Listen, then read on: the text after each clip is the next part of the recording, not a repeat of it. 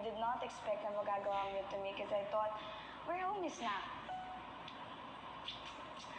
Ay, simba ko. Super foul lahat ng sinabi mo. To me, to the point na, hala ka, mommy! To the point na din namin ma-fam, education, shooter, and ex. Go them! Lahat ng sinabi ko is basically wala sa script ko because you literally triggered me, and if sinabi ko lahat or sinunod ko yung nasa script ko, so parang ibig sabihin nun, pumayag lang ako na i-insult mo ko. Because lahat ng nasa script ko yesterday is lahat joke. And ayoko kasi ma-hurt yung feelings mo nang dahil sa isang rap battle lang. If you got offended sa mga sinabi ko, I'm sorry.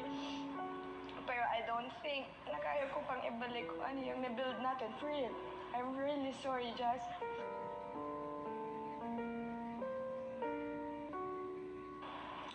JM, it's for me. I thought we're homies, like real. I just want you to let you know that I'm very happy now we have some same humors, you know what I mean, ha? But like, I want to say sorry too kasi I'm very clingy type of girl to the point that some people misunderstood my attitude. Thank you, but I think it's better na sinabi ko or sabihin ko to. For me, I promise it won't happen again. To everyone, it's for me, Ali Pretty. I hope next time, or I hope na hindi niyo naman misunderstood yung attitude ko because that's the real me. That's the real Fiang. You all a very clingy type of girl whenever she feels like homies. Baya, you know? I miss you all and I love you, Baya. And yeah, I don't like JM.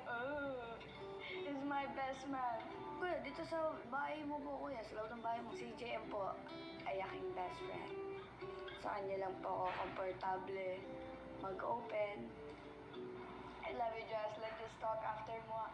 Pretty me. Thank you, Miss you, Fiang.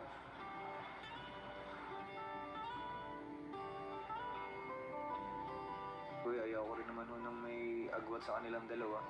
Lalo pareso silang malapit sa